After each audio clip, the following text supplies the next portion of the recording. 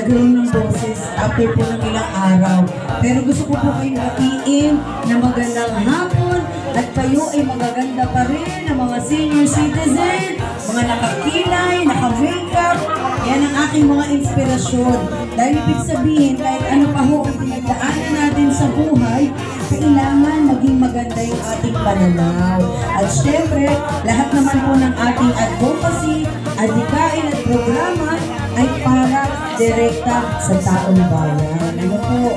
Andito po ang aking mga kasamahan, Konsehal Harry Huecas, Konsehal Jet Magno, Konsehal Strauss Tugnao, at ang aking Vice Mayor na wala po ngayon sapagkat may sakit, si Vice Remy Oyales, dati po siyang Barangay Bureau Chief na matagal din pong naglingkod sa Barangay Bureau. Ako naman po, si Mara Tamundo, ipinanganak at lumaki ng San Andres, Bukid, Maynila.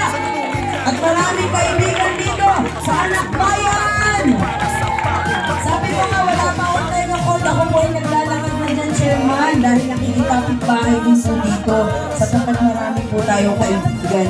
Isa lang po ang mensahe na aking gustong maibigay po sa inyo. Alam ko po, tayong Manileño, hindi na po natin kailangan magsalita ng ano pa man na masakit.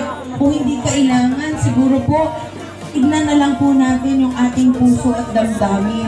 Alam naman po natin ang ating sitwasyon na ang kailangan po natin ngayon ay magkaisa para din sa ating mga anak na magkaroon sila talaga po ng tunay na kinabukasan.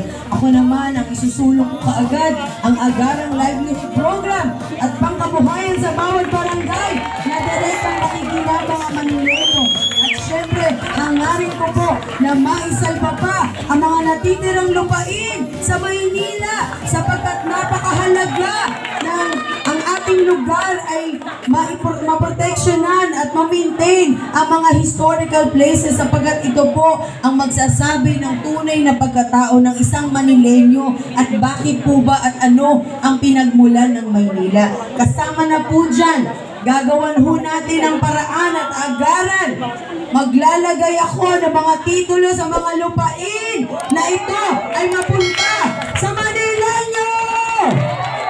Na dapat lamang ang lupa ng Maynila ay mapunta sa tunay na Manileño. Mahirap pong tawaging Manileño kung wala tayong sariling tahanan sa Maynila.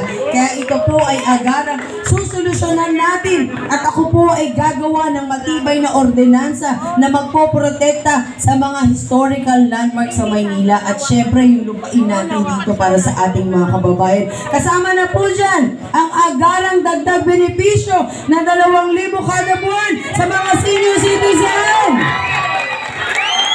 Kasama na po pagpapatayo ng mga recreational center bawat distrito para ang mga senior citizen ay mapupuntahan at mayroon silang sariling lugar. At sisiguraduhin ko po na lahat ng barangay ay magkaroon ng barangay health center na may gamot at doktor na titingin po sa mga senior citizen at sa may sakit. Kabilang na po sa aking programa ang mga kabataan na masiguro na lahat sila ay mag-aaral at magkaroon ng magandang kinabukasan. Kaya agarang magbibigay tayo ng financial assistance sa mga mag-aaral sa Maynila.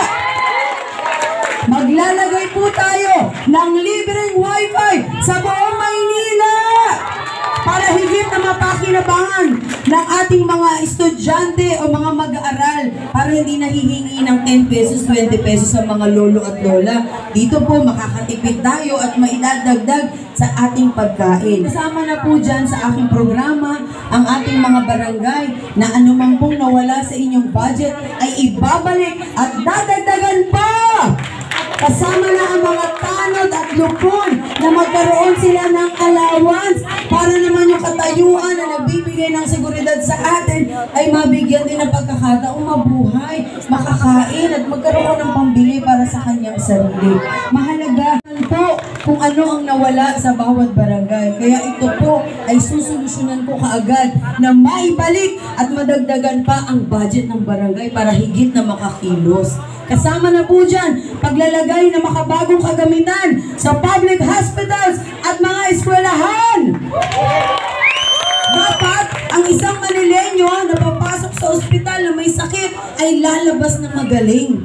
Tayo po ay naturingang Premier City. Pero tayo po ay nagbuburol pa rin sa kalsada. Agarang maglalagay ako ng libreng burulan na disente sa bawat barangay. Dahil sa kabila ng ating buhay sa lahat ng hirap, kailangan bigyan natin ng pagmamahal at respeto ang ating pamilya sa oras na sila po ay pumanaw. Masakit po sa isang anak na makita ang kanyang magulang na ang kakasadlak po niya ay sa lansangan pa rin. Kaya ito po ay sisiguraduhin ko na masolusyonan ang lahat ng problema sa Maynila! Marahil, hindi po ninyo alam kung magkano ang budget ng Maynila sapagkat wala namang nagsasabi sa atin ito. Gusto kong sabihin sa inyo na ang budget ng Maynila ay 34 billion a year! Na masiguro natin na bawat sentimo ay bababa at mapupunta sa Manileño. Wawakasan ko po ang korupsyon sa Maynila! Magiging transparent ang dapat maglilingkod. Sabi nga nila, dapat may malasakit at pagmamahal ang isang taong maglilingkod. Pero may isa pa hong katangian na dapat mayroon ang maglilingkod sa Maynila. Ito po dapat ay hindi magnanakaw! Hindi magnanakaw ng pondo ng bayan sapagkat pag ito po ay nangyari, parang ninakawan na ang kinabukasan ng ating pamilya. Kaya unang-una sa lahat, maraming salamat kay Chairman, batang-bata pang inyong Chairman, at ang inyong mga kagawad na natulala na si Kagawad. Natulala. Ako po ay isang batang San Andres Bukid, Maynila. Dito po ako pinanganak, dito ako naging tao, dito po nahubog ang aking pagkatao. Hindi ko po pababayaan ang Maynila! Sabi nila marami silang solusyon. Pero bakit hindi nila ginawa nung sila ay nakaupo? Alam pala nila kung anong solusyon. Bakit hindi mo nila inayos noon? Pero dahil nandito na ang Super Maratamundong, ako po magiging transparent sa lahat ng programa. Ito po ay karapatan ng bawat Manileño na malaman kung saan dapat mapunta ang pondo ng bayan. Kaya sana po, samahan ninyo ako. Alam kong darating na maipagbibili o bibilhin ang inyong mga daliri. Pero isa lang po ang hinihiling ko. Huwag po ninyo isama ang inyong puso para sa inyong pamilya sapagkat ito lamang ang paraan para magkaroon ng kinabukasan ng ating mga anak at apo. Bago naman! Kaya hinihiling ko po sa inyo na huwag po ninyong pabayaan na yumaman ang iilang tao sa Maynila habang tayo lahat ay nagugutom at walang matirahan. Kaya sana, samahan po ninyo kami kasama ang aking Vice Mayor at mga konsihal. Ibibigay ko lamang ang mensaheng paulit-ulit na ibinibigay ng ating mahal na Pangulong Bongbong Marcos. Basta tayo'y magkasama, laging mayroong umagang kay ganda. Bawat sikat ng araw, may dalang liwanag sa ating pangarap. Wow, haharapin natin. Maraming salamat. At dahil kayo po ay nagpipilo, magdadagdag po ako ng papremyo na 50,000 pesos.